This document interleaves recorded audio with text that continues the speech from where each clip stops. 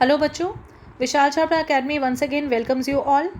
आपके बोर्ड के एग्ज़ाम्स काफ़ी पास आने वाले हैं, तो हम लोग जो ये सैम्पल पेपर्स की सीरीज़ कर रहे हैं ये बेसिकली उन्हीं बच्चों के लिए हैं जो ऑनलाइन स्टडीज़ कर रहे हैं घर में। जो बच्चे फिजिकली हमारे स्कूल में आ रहे हैं ऑब्वियसली वो लोगों को तो पूरा बेनिफिट है, लेकिन कुछ बच्चे नहीं आ पा रहे तो उनके लिए ये वीडियो मैं बना रही हूँ। आई होप आप अच्छे से समझेंगे। मीडियम दोनों रहेगा, इंग्लिश भी हिंदी भी। तो स्टार्ट करते हैं। लास्ट टाइम पे हम लोगों ने ये 13 क्वेश्चंस करे थे, उसके बाद आज जो हम करेंगे 14 ऑनवर्ड्स करेंगे। इस तरह के हम इंपॉर्टेंट क्वेश्चंस लेते रहेंगे। ये इंपॉर्टेंट क्वेश्चन की सीरीज़ है, सैम्पल पेपर्स भी हैं, पास्ट के भी मैं लूँगी, उनको भी कवर करेंगे। ठीक है, लेट्स स्टार्ट। देखिए ये जो क्वेश्चन है इस पर पैटर्न ये बिल्कुल नया है, तो वो आप समझेंगे अच्छे से कि for question number 14, 15 and 16 2 statements are given. 2 statements दी हुई हैं।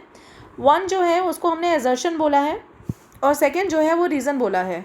एजर्शन को हम अभिकथन कहते हैं, हिंदी में अभिकथन कहते हैं, और रीज़न आपको मालूम है इसका मतलब कारण होता है। ठीक है, तो एक जगह आपको एजर्शन दिया हुआ है और दूसरी जगह रीज़न दिया हुआ है। उसके बाद आपको 4 ऑप्शंस दी गई हैं, जिसमें ए जो है वो ऑप्शन कहती है कि ए और आर दोनों ट्रू हैं, लेकिन और आर जो है वो करेक्ट एक्सप्लेनेशन है ए की। दूसरा जो है वो ये कहती है कि ए और आर तो ट्रू हैं, लेकिन आर जो है वो करेक्ट ऑप्शन नहीं है ए की। तीसरी सी ऑप्शन कहती है कि ए ट्रू है लेकिन आर फॉल्स है, और डी ऑप्शन कहती है कि ए फॉल्स है लेकिन आर ट्रू है। तो हम ये क्वेश्चन जब लेंगे तो आपको इजी पता चल जाएगा। 14 क्वेश्चन है, एजर्शन है respiration is an exothermic reaction. भाई जो रेस्पिरेशन है, जब हम सांस लेते हैं और छोड़ते हैं, और उस वक्त जो ये ऊष्माक्षेपी प्रक्रिया मीन्स इस पर हीट जो है वो इवॉल्व हो रही है। अगर आप अपनी सांसों को अपने हाथ के पास लाएंगे तो आप देखेंगे कि उसमें हल्की सी गर्मी होती है। ठीक है, तो ऑब्वियसली ये एक एक्सोथर्मिक रिएक्शन है क्योंकि इसमें एनर्जी रिलीज़ हो रही है। अब इसका इन्होंने रीज़न ये दिया हुआ है कि रेस्पिरेशन एक ऐसी प्रोसेस है जिसमें ग्लूकोज जो है, ग्लूकोज 6,6H12O6 वो रिएक्ट करता है ऑक्सीजन के साथ, और उसमें क्या बनता है, कार्बन डाइऑक्साइड बनती है और वाटर बनता है और एनर्जी रिलीज़ होती है। तो ये बिल्कुल एब्सोल्युटली राइट है, यही रेस्पिरेशन का प्रोसेस है। ठीक है, तो हमारा ये होगा कि जो ए एंड आर है वो दोनों ट्रू हैं, और आर जो है वो एब्सोल्युटली सही कह रहा है अकॉर्डिंग टू ए। तो we will go with the option number A. ठीक है, तो हमारा इसका आंसर रहेगा ए। नेक्स्ट है, नेक्स्ट क्वेश्चन है 15 में 2 क्वेश्चन हैं। पहला है कि frogs mostly occupy the second trophic level of the food chain. जो फ्रॉग्स हैं क्या वो सेकेंड पोषित स्तर पे आते हैं एक फूड चेन के। इसका इन्होंने रीज़न दिया हुआ है कि frogs mostly feed on the insects which depend on the plants. ये कंट्रोवर्शियल है बिल्कुल, आप खुद ही देख लीजिए कि अगर हम लोग एक पिरामिड बनाते हैं उसमें सबसे पहले जैसे ग्रास आ गया, प्लांट्स आ गए सपोज, ठीक है, तो उसके बाद फिर इंसेक्ट्स आएंगे, थर्ड पे जो आएगा वो फ्रॉग आएगा, राइट। तो इसका मतलब ए जो है वो गलत है लेकिन आर ठीक है, तो we will go with option number D. तो ऊपर वाले का आंसर जो हो जाएगा वो डी आ जाएगा। ठीक है, अब नेक्स्ट है, नेक्स्ट एजर्शन जो है, in the food chain third trophic level is occupied by carnivores. भाई अगर थर्ड पे, अब ये क्या फ्रॉग क्या कार्निवोर्स है? नो, प्रॉपर कार्निवोर नहीं है। ठीक है, तो इसका मतलब ये वाला गलत है। लेकिन some of the carnivores are secondary consumers. हाँ, कुछ कार्निवोर्स इसमें हैं जो कि यहाँ पे सेकेंडरी कंज्यूमर्स में आते हैं, राइट। तो इसका मतलब इसका आंसर भी डी है। डी क्या कहता है कि भाई ए फॉल्स है लेकिन आर ट्रू है, तो इसलिए 15th में दोनों के आंसर डी रहेंगे। ठीक है, अब हम आते हैं 16 क्वेश्चन में। 16 क्वेश्चन ये है कि the principle of segregation given by Mendel is the principle of purity of gametes. कि जो सेग्रीगेशन का प्रिंसिपल है वो हमें एक्चुअली क्या बताता है, प्योरिटी ऑफ गैमीट्स बताता है। मतलब एक तो पहली बात ये कि जो भी हमारे कैरेक्टर्स होते हैं एक तो वो इंडिपेंडेंटली अजॉर्ट होते हैं, मतलब independently according to the principle of independent assortment वो अपने आप को इंडिपेंडेंटली एक्सप्रेस करते हैं, राइट। अच्छा, सेकेंड चीज़ ये है कि वो प्योरिटी ऑफ गैमीट्स होती है। ठीक है, इसको हम क्या कहते हैं, प्योरिटी ऑफ गैमीट्स या purity of alleles, right. Alleles आपको मालूम है कि ये होती हैं जैसे टी टी टी टी, ये सारी एलील्स होती हैं। ठीक, अब इसका इन्होंने रीज़न दिया हुआ है क्योंकि gamete are pure for a character, मतलब हर लक्षण के लिए जो गैमीट्स होते हैं वो प्योर होते हैं। तो ऑब्वियसली ये दोनों ऑप्शंस बिल्कुल सही है, तो we will go with the answer A for this. तो हमारा आंसर क्या रहेगा, ए रहेगा। चलिए हम नेक्स्ट क्वेश्चन पे आते हैं। पैटर्न देखिए क्योंकि इस बार इसी पैटर्न से क्वेश्चंस आएंगे। अब इन्होंने जो ये 17 to 20 क्वेश्चंस दिए हैं, उन्होंने उसके सब पार्ट्स दिए हुए हैं। You are expected to answer any 4 sub parts in these questions. ठीक है। तो एक्चुअली हमें इसी नए पैटर्न के हिसाब से अब पढ़ना है और उसी की हमने आदत डालनी है। तो स्टार्ट करते हैं। The food material taken in during the process of nutrition is used in cells to provide the energy for various life processes. भाई हम जो भी खाना खाते हैं वो ऑब्वियसली हमारी एनर्जी को देता है और जो भी हम डेली प्रोसेसेस करते हैं उसके काम आता है, ठीक है ना। Diverse organisms do this in different ways, और डिफरेंट ऑर्गेनिजम्स जो हैं वो अलग अलग तरीक़ों से अलग अलग पाथवेज होते हैं। Some use oxygen to break down the glucose completely, कुछ जो है वो ऑक्सीजन उनको चाहिए होती है ग्लूकोज को कम्प्लीटली बर्न करने में, और कुछ अदर पाथवेज भी होते हैं जिसमें कि ऑक्सीजन की ज़रूरत नहीं होती। फॉर एग्जांपल आपको मालूम है कि जब हम चढ़ाई चढ़कर आते हैं तो हमारी जो मसल्स में कितना पेन हो रहा होता है, क्यों हो रहा होता है? क्योंकि हमारी ऑक्सीजन की डिमांड ज़्यादा होती है बट उतनी मिलती नहीं है, तो वो लैक्टिक एसिड में कन्वर्ट हो जाता है। वो लैक्टिक एसिड जो एक्यूमुलेशन होती है हमारे मसल में वो हमें पेन देती है, ठीक है ना, ये हम सबको पता है। तो फिर ये पहला क्वेश्चन पढ़ते हैं। Name the two ways in which glucose is oxidise to provide energy in various organisms. तो ऑब्वियसली दो रेस्पिरेशन होती है, एक होती है एरोबिक रेस्पिरेशन, एक होती है एनारोबिक रेस्पिरेशन, जिसको कि हिंदी में वायवीय श्वसन और अवायवीय श्वसन कहा जाता है, ठीक है ना। तो नेक्स्ट क्वेश्चन है the characteristic process observed in anaerobic respiration are. अब देखो जो एनारोबिक रेस्पिरेशन में ऑब्वियसली ऑक्सीजन तो बिल्कुल होगी नहीं, ठीक है, तो पहला पॉइंट तो बिल्कुल ही कट जाएगा। कार्बन डाइऑक्साइड रिलीज़ होती है, रिलीज ऑफ एनर्जी होती है, और लैक्टिक एसिड भी एक्यूमुलेट होता है। तो इसका मतलब बी, सी और डी जो है वो राइट ऑप्शन है, तो हमारा राइट ऑप्शन क्या रहेगा? सी, ठीक है ना। नेक्स्ट है fatigue in muscles occurs due to. अब जो मैंने वही बताया ना, जो पेन होता है, फैटीग होता है, वो किसकी वजह से होता है मसल्स में? तो वो बेसिकली हमारा होता है एनारोबिक फर्मेंटेशन की वजह से, ठीक है ना, क्योंकि लैक्टिक एसिड एक्यूमुलेट हो जाता है और वो ऑक्सीजन की एब्सेंस में होता है, तो इसलिए इसको एनारोबिक फर्मेंटेशन कहते हैं या अवायवीय श्वसन कहा जाता है, ठीक है। नेक्स्ट है हमारा कि break down of pyruvate using oxygen takes place in. मतलब जो ये ऑक्सीजन के साथ जो ये पायरुवेट ब्रेक होता है वो कहाँ होता है? भाई गोल्जी एपरेटस में तो होगा ही नहीं, उसका काम ही नहीं है। क्लोरोप्लास्ट जो होते हैं उनका काम तो ग्रीन कलर देना होता है। साइटोप्लाज्म तो वैसे भी एक सिर्फ एक मीडियम है जिसमें कि सेल ऑर्गेनल्स होते हैं। तो माइटोकॉन्ड्रिया जिनको कि पावर हाउसेस भी कहा जाता है सेल के, वहाँ पर ये प्रोसेस होता है। तो will go with the option number A for that, ठीक है।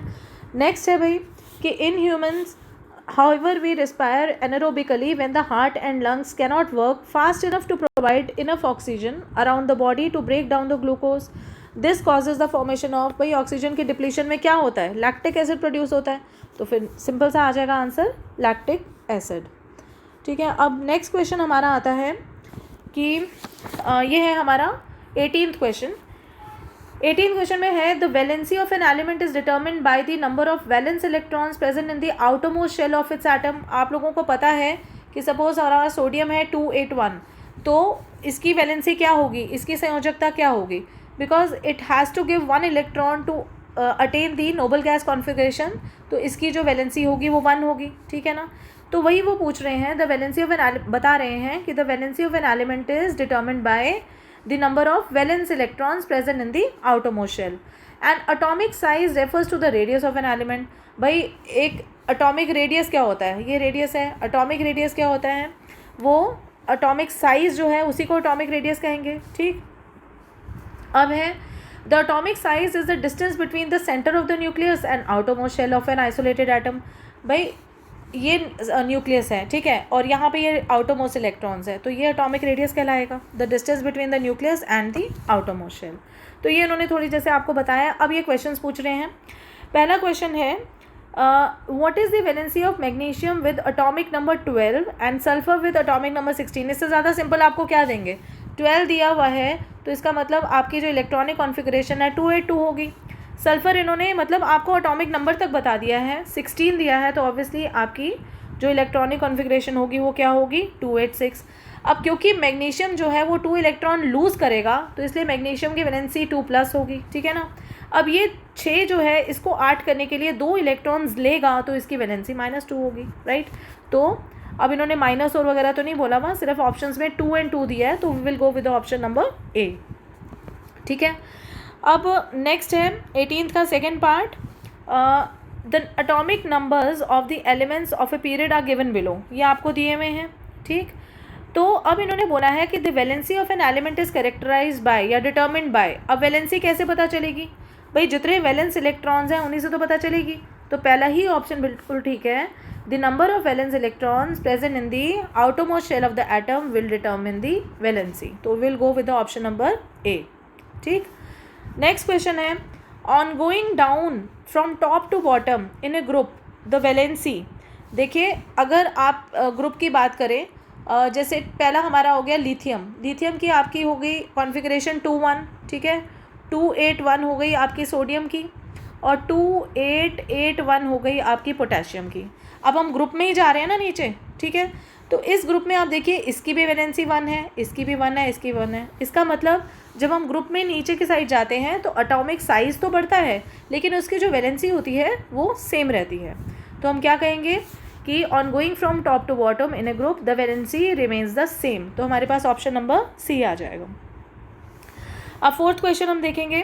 फोर्थ क्वेश्चन में हम लोगों को ये दिया है कि atomic radii of the element of the second period are given below. ये आपको एटॉमिक रेडियस दिए हुए हैं, तो हमें उनको इंक्रीजिंग ऑर्डर में लगाना है।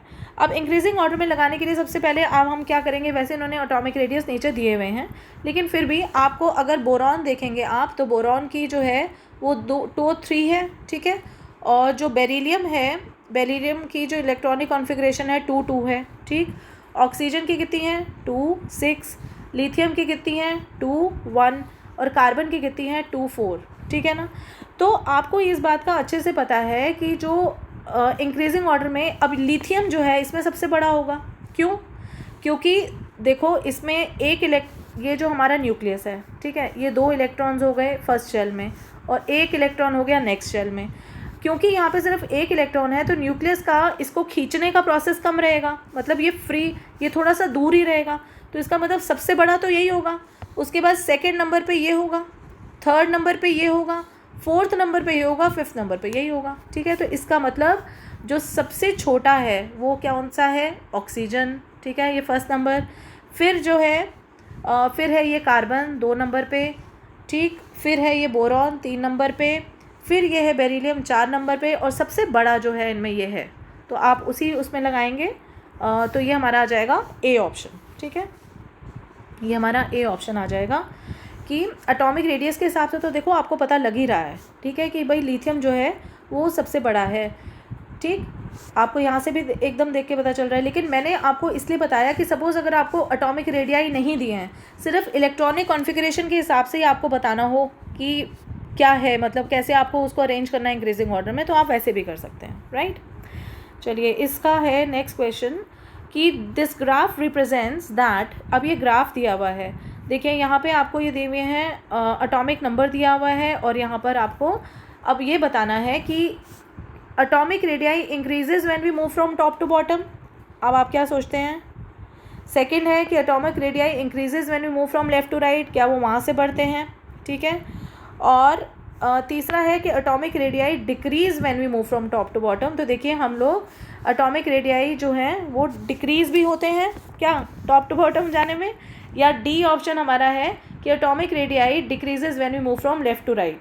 तो हमारा ये है कि जब एटॉमिक रेडियस जो है आपको मालूम है टॉप से बॉटम आने में इंक्रीज़ होते हैं, ठीक है ना, लेकिन हमें ग्राफ के हिसाब से चलना है। तो हमारा जो ये ग्राफ वो बता रहा है कि भाई जब हम लेफ़्ट से राइट में जाते हैं तो हमारे एटॉमिक रेडियाई डिक्रीज़ होते हैं। Will go with the option number D, ठीक है। अगर ये ग्राफ जो है ग्राफ के हिसाब से बताना है ना, अगर नहीं तो ये ऑप्शन भी बिल्कुल ठीक है कि atomic radii increases when you move from top to bottom, ये तो है ना, लेकिन हमें अकॉर्डिंग टू द ग्राफ बताना है, तो हम इसलिए लेफ़्ट टू राइट का कंसिडर करेंगे, ठीक है। चलिए अभी नेक्स्ट क्वेश्चन आता है हमारा 19th क्वेश्चन। उसमें यह है कि कंपाउंड माइक्रोस्कोप जो है वो 2 लेंस सिस्टम का बना होता है। अगर आपको मालूम है कि अगर आप माइक्रोस्कोप देखते हैं तो उसमें एक तो आई पीस होता है, ठीक है, जो कि आई से देखते हैं, एंड द वन जो कि नीचे की साइड होता है जहाँ स्लाइड होती है वो उसको हम क्या कहते हैं, ऑब्जेक्टिव। जो आई पीस है that acts as a magnifying glass, obviously वो मैग्नीफाइंग ग्लास की तरह काम करता है, and magnifies the immediate image of the objective, और वो उसको क्या कर देता है, मैग्नीफाई कर देता है इमेज को, ठीक है। अब ये है कि the objective lens is a convex lens of the short focal length with typical magnification from 5 मतलब 5 मल्टीपल का और 100 गुना, मतलब 5 गुना और 100 गुना उसको मैग्नीफाई कर देता है. The eyepiece is a convex lens of the longer focal length. ठीक है, जो आई पीस है वो क्या है, ये देखिए, ये वाला जो आई पीस है वो एक कॉन्वेक्स लेंस है लॉन्गर फोकल लेंथ का. इन द गिवन रे diagram of compound microscope the objective lens forms a real inverted and magnified image. जो ऑब्जेक्टिव है, ये वाला जो लेंस है वो क्या बनाता है, रियल बनाता है इमेज. ठीक है, और उसके बाद इन्वर्टेड बनाता है और द मैग्नीफाइड बनाता है, ये वाली. ठीक, अब यही जो इमेज है I1 वो इसके लिए ऑब्जेक्ट का काम करती है और फाइनली एक वर्चुअल इरेक्ट और मैग्नीफाइंग इमेज बनाती है. मतलब 2 इमेजेस बन रही है, पहली वाली इमेज ये बन रही है, दूसरी वाली इमेज ये बन रही है. तो पहली वाली जो इमेज बन रही है वो सेकंड के लिए एक ऑब्जेक्ट का काम करेगी जो फाइनली ये वाली इमेज बनाएगी. राइट, ये इन्होंने यहाँ पे बताया है. अब हम लोग इसको समझेंगे. पहला क्वेश्चन जो इनका है वो है to make a compound microscope what kind of lenses are required. तो सिंपल सी बात है, कौन से होंगे, बी कॉन्वेक्स लेंस. ठीक है, एक सेकेंड. तो क्या होंगे, कॉन्वेक्स लेंस इन्होंने लिखा हुआ है, कॉन्वेक्स लेंस ऑफ दी. अगर आपको नहीं भी आता समझ तब भी आपको जो पैराग्राफ भी दिया हुआ है अगर आप उसको भी ध्यान से पढ़ोगे तब भी आपको आंसर मिल जाएगा. ठीक है, 19 का 2 है कि द ऑब्जेक्टिव लेंसेज. अब ऑब्जेक्टिव लेंस कैसा होता है उस पर भी उन्होंने ये लिखा हुआ है क्या, कि short focal length and high power, starting में ही लिखा हुआ था. ठीक है, तीसरा है कि the image form by objective lens भी. अब इसकी जो इमेज बनती है वो कैसे बनती है, वो भी क्या बनती है, रियल बनती है, इन्वर्टेड बनती है और मैग्नीफाइड बनती है. यही लिखा हुआ है, रियल, इन्वर्टेड एंड मैग्नीफाइड. तो अब आंसर बिल्कुल आपके सामने ही है. अब आप उसको तब भी गलत करो तो फिर दैट्स योर प्रॉब्लम. ठीक है, नेक्स्ट क्वेश्चन है the object for the eyepiece would be. अब इसका ऑब्जेक्ट कौन सा है, ये वाला. ठीक, कौन सा है, A. The image I1 acts as an object for the eyepiece. और लास्ट आपका जो है क्वेश्चन वो क्या है कि जो आई पीस लेंस है वो कैसी वो बनाता है. तो वो कैसी बनाता है, वर्चुअल बनाता है, इरेक्ट बनाता है और मैग्नीफाइड बनाता है. तो ये हमारा आंसर नंबर ए आ जाएगा. राइट, तो द क्वेश्चन आपका जैसे कि हिंदी और इंग्लिश में अनसीन पैसेजेस आते हैं ना, उसी बेस पर इन्होंने इस बार पैटर्न तैयार करा है ताकि बच्चों को प्रॉब्लम ना हो. जो बच्चों का इस बार नुकसान हुआ है ऑनलाइन स्टडीज़, भाई किन्हीं को फ़ायदा भी हुआ है, किन्हीं को नुकसान भी हुआ है, who don't have the availability, तो उसके हिसाब से बच्चों को थोड़ा ईजी करके दिया गया है. ठीक है, तो हम अब नेक्स्ट क्लास में और क्वेश्चंस करेंगे. आज के लिए इतना ही. लाइक, शेयर एंड सब्सक्राइब करना प्लीज़ मत भूलिएगा, so that you get to know about the new notifications. जब भी मैं वो वीडियो डालूंगी तो आपके पास नोटिफिकेशन आ जाएगी. All the best, take care, bye bye.